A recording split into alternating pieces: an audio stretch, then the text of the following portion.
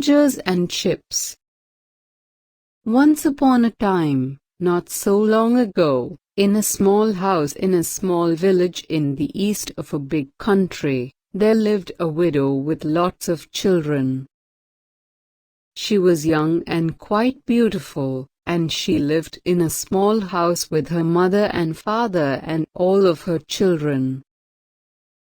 The family were very poor and were always hungry because there was a war on and their country had been invaded by a foreign army.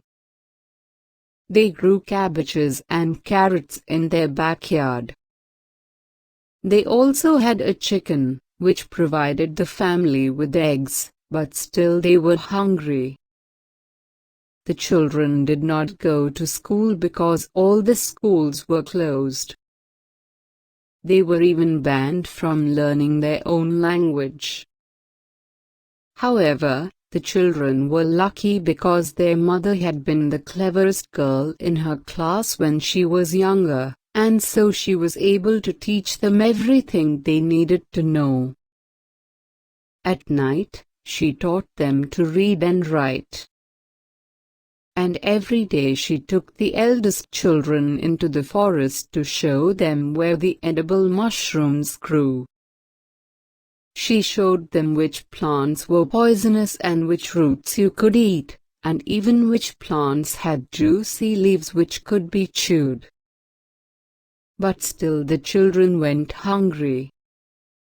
One day, early in the morning, while everyone was upstairs in bed, there was a knocking sound at the door. "Don't answer it," said Grandma. "It might be soldiers coming to take us away." "Don't answer it," said Grandpa. "You might be arrested for teaching the children." "Don't answer it," cried the children. "We're scared." "Don't be silly. Soldiers don't knock." "It might be a neighbor who needs our help," said the widow, and she went downstairs to open the door. But the widow was wrong. When she opened the door, there were indeed two soldiers. One fair and one dark, both dressed in grey uniforms, both with guns thrown across their shoulders. The fair-haired soldier held up a big, dirty sack. "Oh," gasped the widow. "We are working in the fields today and we want chips for lunch." "Here, cook these," he said, and pushed the dirty sack into her hands. "And we'll be back at 12 noon, said the dark-haired soldier. "Have those chips ready by then." And with that, the soldiers turned around and headed off towards the neighboring farm. "Chips," thought the widow. "What are chips?" By this time the entire family had come scurrying down the stairs to see what was happening. "What are chips?" she asked them. But none of the family had ever heard of such a thing, not even her grandma and grandpa.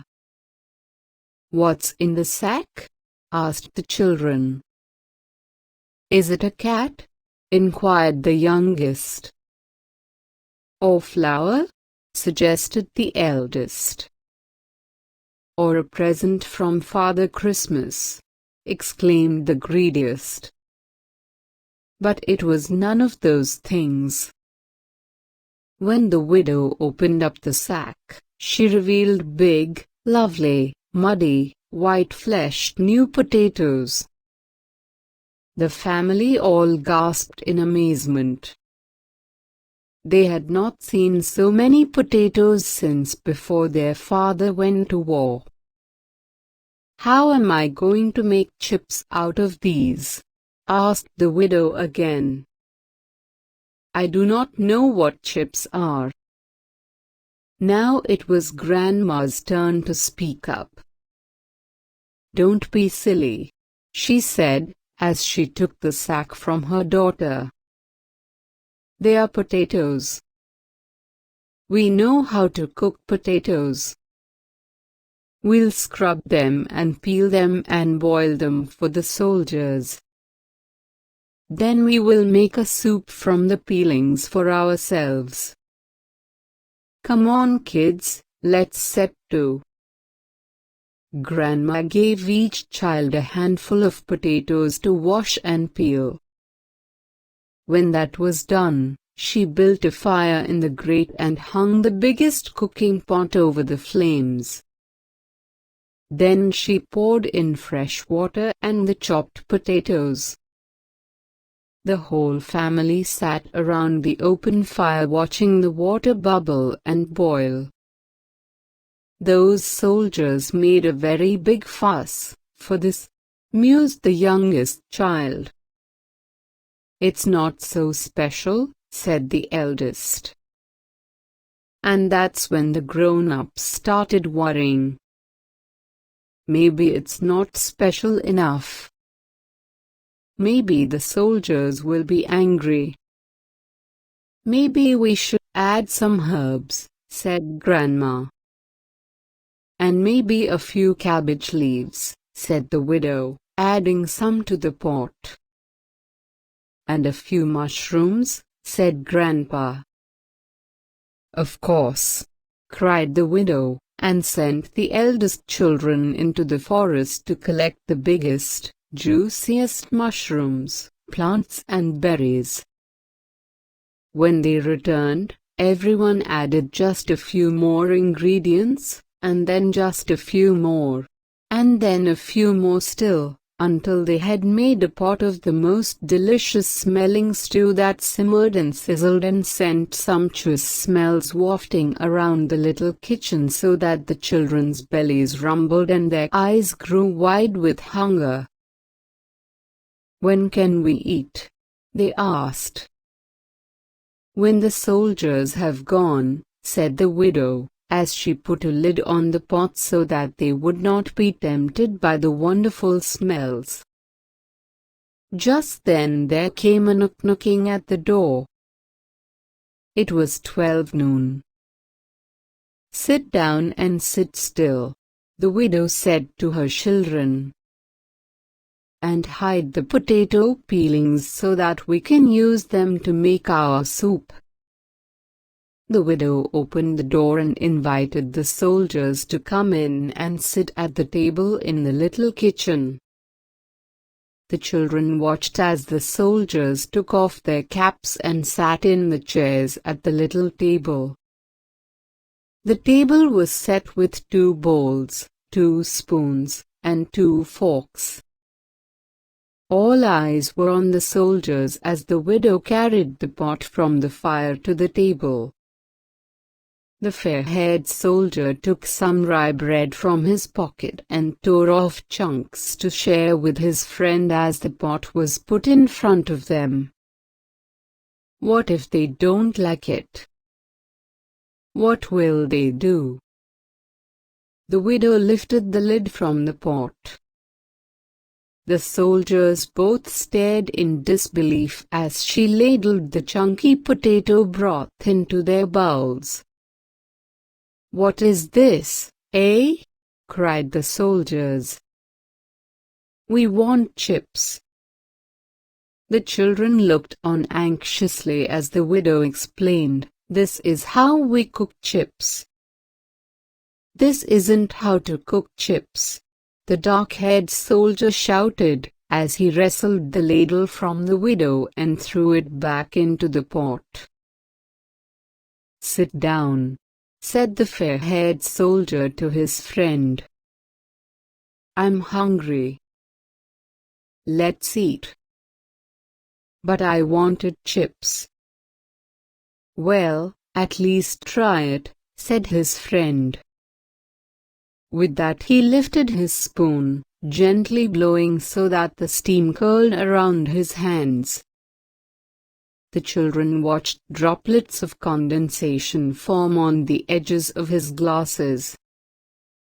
The potatoes were very hot. Suppose they were too hot. The fair-haired soldier at last put the spoon to his mouth and slurped through his teeth. "Well?" asked the dark-haired soldier. The fair soldier spat the potatoes all over the table. "What is this, pig's will?" he shouted. The widow stepped back in case the soldier intended to hit her. The children cowered. The baby cried and was shushed by Grandma.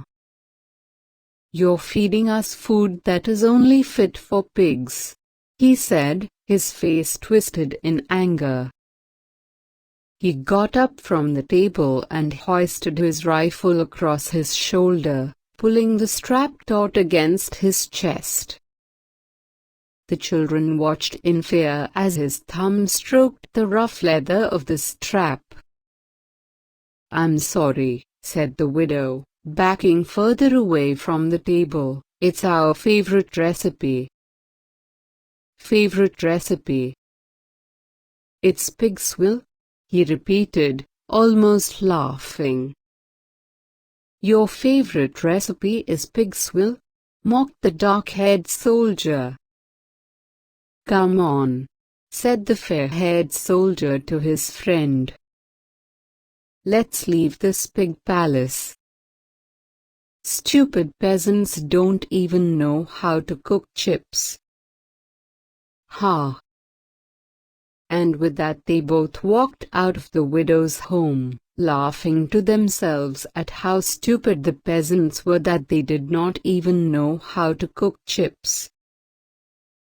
When they were sure that the soldiers were gone for good, the family added the potato peelings to the pot and cooked the whole lot up, even adding some more herbs for extra flavor.